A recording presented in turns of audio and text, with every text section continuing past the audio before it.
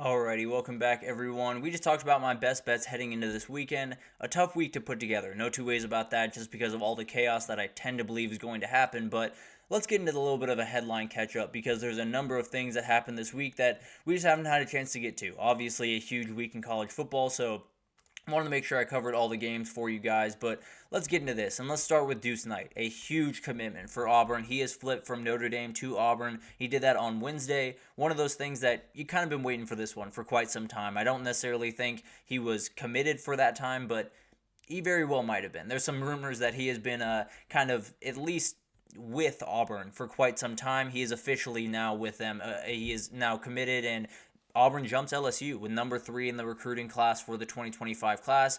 They're doing everything that you could possibly want them to do to set themselves up for a good future in the Hugh Freeze era. There's a lot of questions, obviously, going forward, but at the end of the day, this is a huge commitment. It puts you in a really, really good place going forward. I still tend to believe they'll go get a quarterback from the portal after this year, but when you have Walker White, when you have Deuce Knight in that quarterback room, you have to feel a little bit better about the future of Auburn football. I think it's one of those that Hugh Freeze needed his guy very badly down there, and I think he's finally got it. So it's going to be really fun to watch this one unfold. I think it's one of those players that very well could walk in and win that job.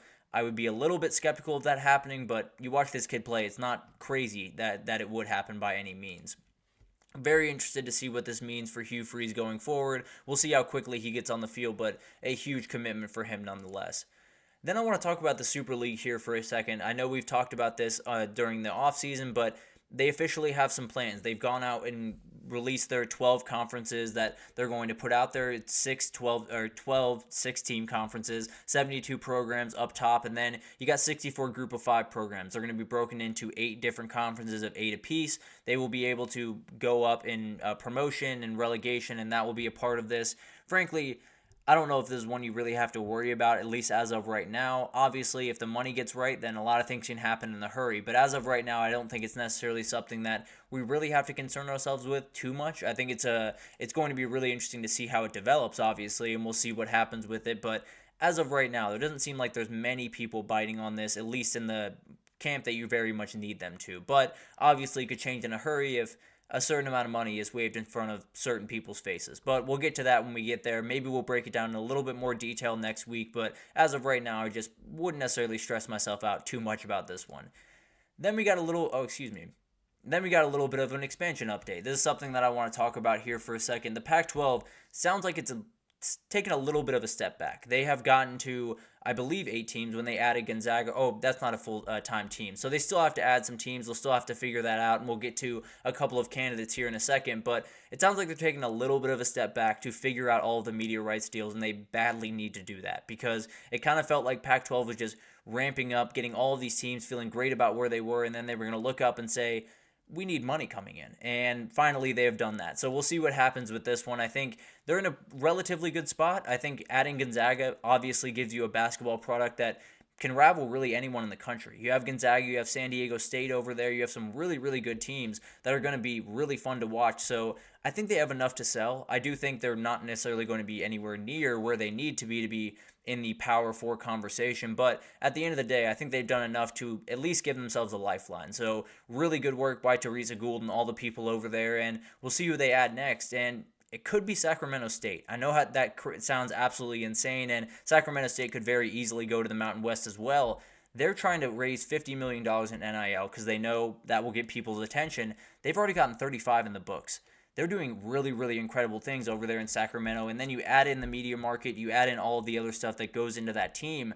Maybe they have more of a chance to jump up to the Power 4 level than I thought they would. I think it's one of those that I very much peg them as a Mountain West, if anything else, and maybe that's still the case. But as of right now, it could be really, really interesting to see what Sacramento State does going forward.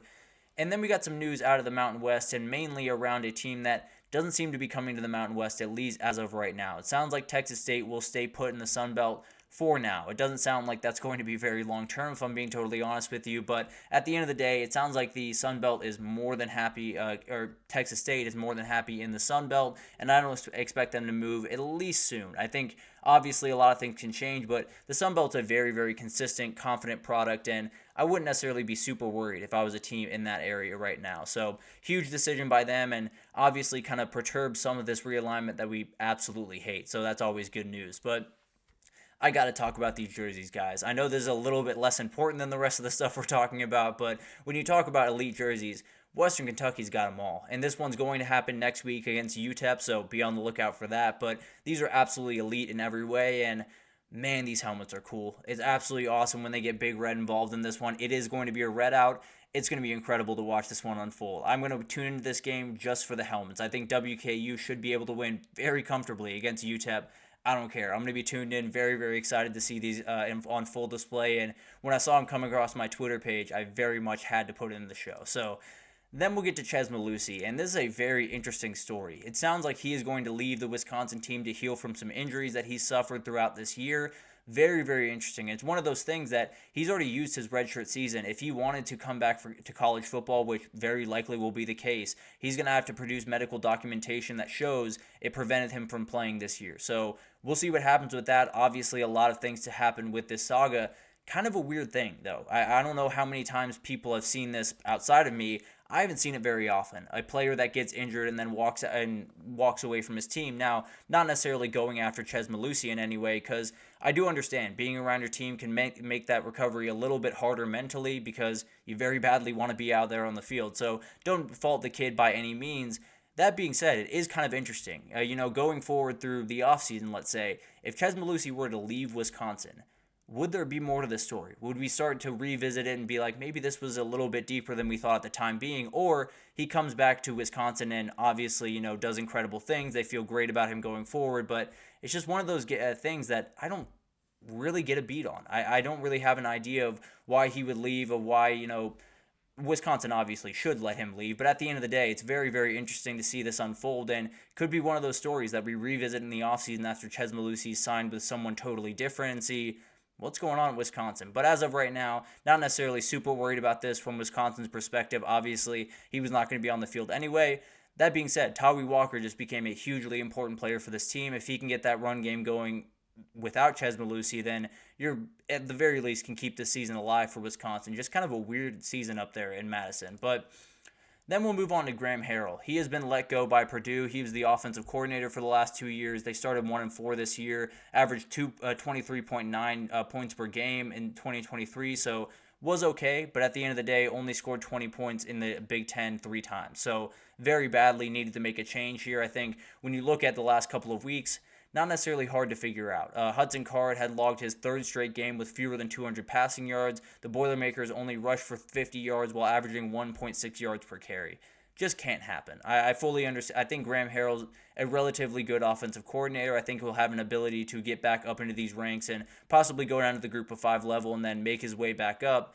Just one of those things. It didn't necessarily work out here. It'll be really interesting to see what this rest of the season looks like for Purdue. They have a big one against Wisconsin this upcoming weekend, and maybe they can prove a little bit of a point. Maybe they can put up crazy numbers offensively and totally put the stuff behind them.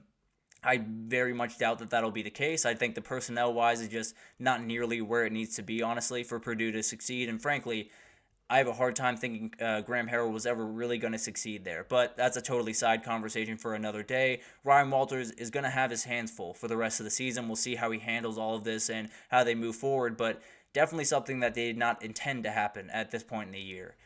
And then we got to talk about Greg Sankey. It sounds like he is not really in favor of a college football commissioner coming into the fray.